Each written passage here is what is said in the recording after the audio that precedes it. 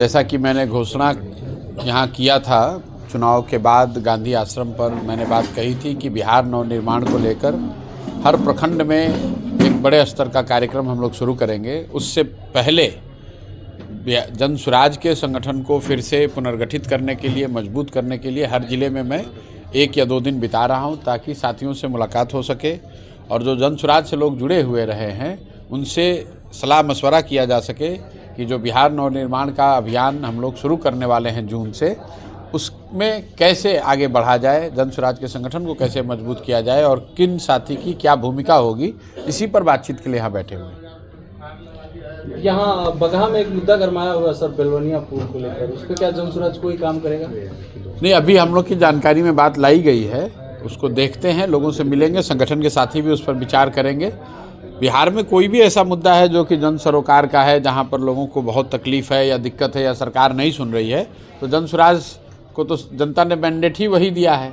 हम लोग ना सरकार में हैं ना विपक्ष में हैं, हम लोग जनता के बीच में हैं। जनता ने कहा है कि आपको विधानसभा के बाहर बैठना है, समाज में काम करना है। तो अगर समाज का कोई मुद्दा है, जनहित का मुद्दा है, जनता के सरोकार का मुद्दा है, तो निश्चित तौर पर उसको उठाया ही जाएगा। आज बगहा के साथियों से उसकी बात करेंगे और जो बात सब लोग मिलकर तय करेंगे वो उस चीज़ को किया जाएगा। दरभंगा में फिर एक 6 साल की बच्ची के साथ दुष्कर्म हुआ, पटना वाला जो नीट छात्रा की मौत हुई थी, इसके बाद उसमें भी सीबीआई को जांच कर रही है, बावजूद इसके एक और घटना होना। अभी सीबीआई की जांच शुरू नहीं हुई है। जैसा कि आपको पता है, जो जहानाबाद के नीट छात्रा के रेप और हत्या का मामला है, उसको सबसे पहले प्रभावी तरीके से जन स्वराज के लोगों ने ही उठाया है। मैं खुद गया था वहाँ, और हम लोग के जाने के बाद ही वहाँ SIT की का गठन हुआ है। 2 जो वहाँ पर पुलिस पदाधिकारी हैं उनको सस्पेंड किया गया है, क्योंकि उससे पहले तो प्रशासन का जो रुख था, जो आप लोगों के माध्यम से हम लोगों ने देखा कि प्रशासन ने तो ये कह दिया था कि उस लड़की ने आत्महत्या किया है, लेकिन जन स्वराज जैसे दलों का, संगठनों का प्रभाव है कि सरकार पर दबाव है, और हम लोग का ये विश्वास है, अभी आशा है, विश्वास है कि जो सरकार ने कहा है कि इस पर न्याय होगा वो न्याय करेंगे। अगर नहीं करेंगे तो हम लोग यहीं हैं, फिर उस बात को फिर से उठाया जाएगा। अभी तो सरकार ने SIT बनाया, SIT ने कोई रिपोर्ट दिया नहीं। बीच में सरकार ने कन्फ्यूज़ करने के लिए कह दिया कि अब CBI को दे रहे हैं। CBI ने काम को कुछ शुरू नहीं किया है।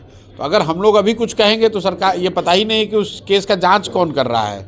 लेकिन आप इस बात पर भरोसा रखिए, इस बात का कि उस छात्रा के साथ जो गलती हुआ है, हम लोग जन स्वराज के लोग खड़े हैं, हर हालत में उनके साथ इंसाफ होगा।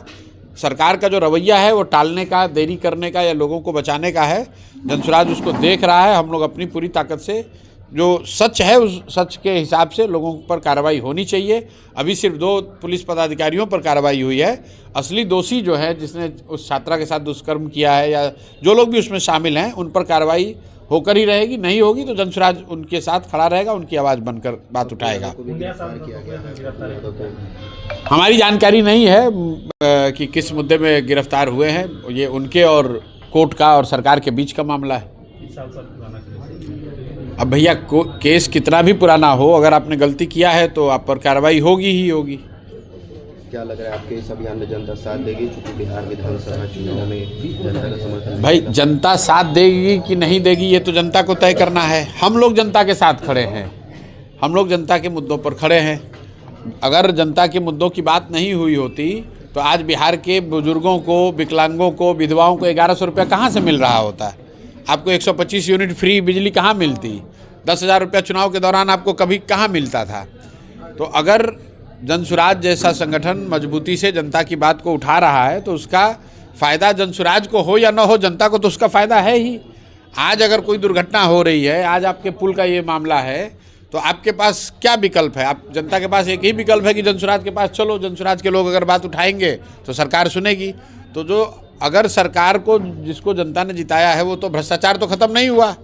सरकार का जो के अधिकारियों का जो रवैया है वो तो नहीं बदला है।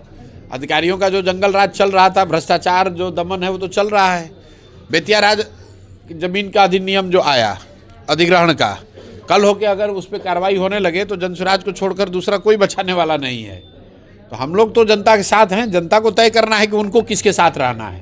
पदयात्रा फिर से आपका शुरू होगा सर, 0 से? नहीं, अभी कोई पदयात्रा की बात नहीं है। अभी बिहार नवनिर्माण अभियान जो शुरू कर रहे हैं हम लोग, उसका पहला लक्ष्य है कि 1.5 करोड़ महिलाओं को, जिसको सरकार ने ये कहा कि आप ये 10,000 रुपया एडवांस लीजिए और आपको हम लोग 2 लाख रुपए देंगे ताकि आपके घर में स्वरोजगार हो जाए, आपके बच्चों को बाहर ना जाना पड़े। ये जनसुराज का मुद्दा है। अगर सरकार उसको कर रही है तो हम लोग उसका सरकार का समर्थन करेंगे, अगर सरकार नहीं कर रही है तो हम लोग लोगों के साथ मिलकर सरकार पर दबाव बनाएंगे। 10,000 रुपये तो आपने दे दिया, उसके बदले वोट भी ले लिया। अब 1,90,000 रुपया सरकार ने 6 महीने का समय लिया है। अपनी घोषणा में सरकार ने कहा कि 6 महीने के बाद जो लोग जिनको 10,000 रुपये दिया गया है उनको 2 लाख रुपए मिलेगा ताकि लोग स्वरोजगार कर सकें। तो जनसुराज का पहला मुद्दा यही है कि भाई आप उन सभी महिलाओं को जिनको 10,000 रुपये देकर वोट लिए हैं उनको 2 लाख रुपए दीजिए। और इससे पहले से जो एक मुद्दा हम लोग लेकर चल रहे हैं कि जो यहाँ पर दलित और अति पिछड़े समाज के लिए 3 डिसमिल ज़मीन देने की बात हो रही है, ये आंदोलन जनसुराज ने शुरू किया था। आज 15 साल से ज़्यादा हो गया। नीतीश कुमार की सरकार ने ये कहा था कि जो दलित हैं, अति पिछड़े हैं, उनको 3 डिसमिल ज़मीन घर बनाने के लिए दिया जाएगा। आज तक दिया नहीं गया और अभी हम लोग देख रहे हैं कि सरकार इंक्रोचमेंट हटाने के नाम पर उन्हीं में से कई परिवारों के घर पर बुलडोज़र भी चला रही है। तो ये मुद्दा भी आगे उठेगा, क्योंकि अगर किसी ने गलत ज़मीन पर अपना घर बनाया है, आप उसको हटाना चाहते हैं तो सरकार का ही कानून है कि भाई उसको 3 डिसमिल ज़मीन कहीं दे दीजिए ताकि वो अपना घर बना सके या घर बनाने में कुछ उसका सरकार की मदद हो सके।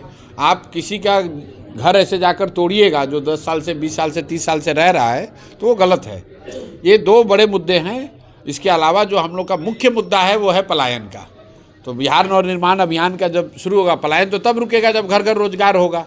तो उसी के लिए उस अभियान को मजबूती से किया जा सके और सिर्फ प्रशांत किशोर न करें बल्कि जनसुराज से जुड़ा हुआ हर व्यक्ति करे। इसीलिए हम लोग हर जिले में जा रहे हैं, वहाँ के संगठन के लोगों को, साथियों से बातचीत कर रहे हैं और उनको इस बात के लिए तैयार किया जा रहा है, प्रशिक्षित किया जा रहा है कि भाई जब ये नवनिर्माण अभियान हम लोग शुरू करें इन 2 मुद्दों पर, तो घर घर इस बात को हम लोग मजबूती से ले जाकर जनता के बीच में रख सकें।